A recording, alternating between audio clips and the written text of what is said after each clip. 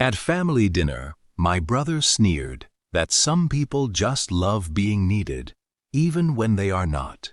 Every single eye in the room turned straight to me, expecting me to crumble. Instead, I raised my glass, toasted his arrogance, and said, "Good news then, because I am officially not needed anymore."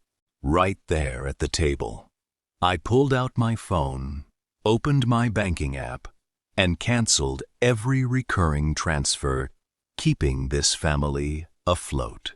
Mom turned pale and whispered, "What did you just do?"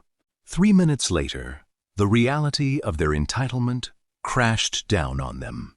For 5 years, I was the silent foundation of my family.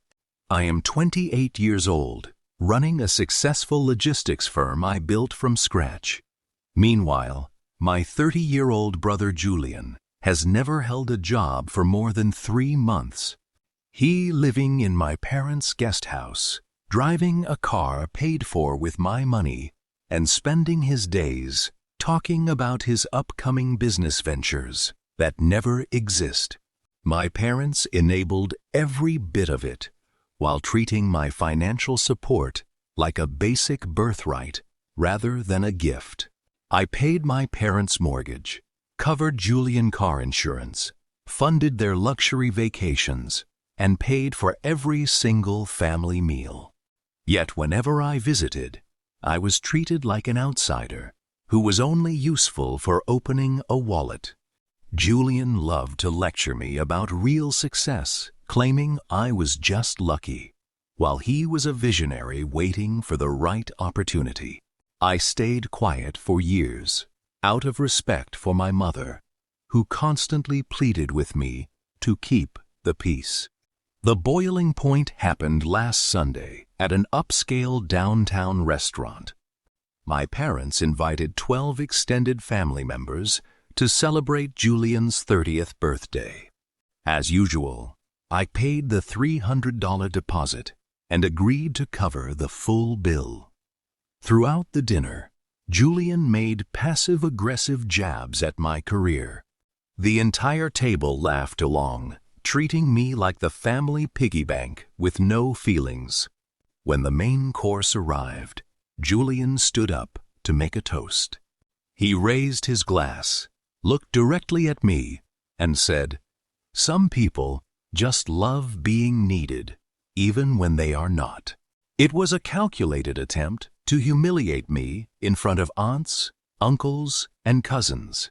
The table went completely silent, expecting me to swallow my pride like I always did.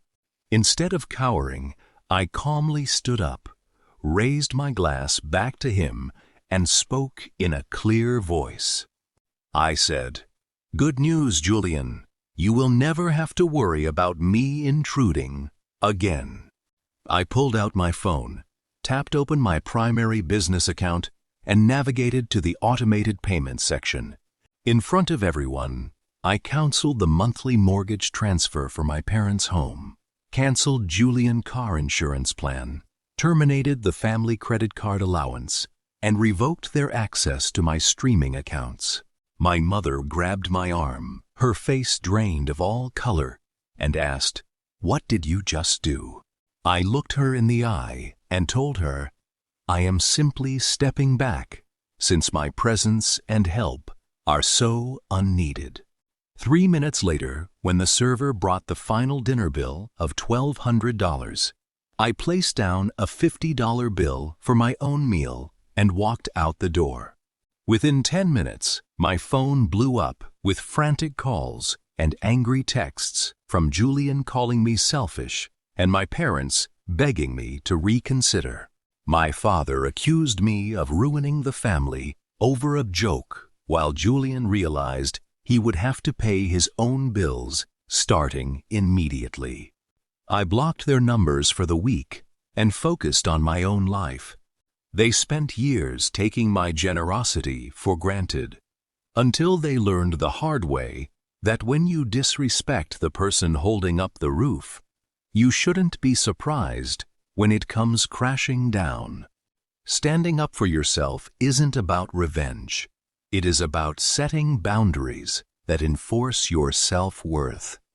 Never let people make you feel small while they survive off your generosity.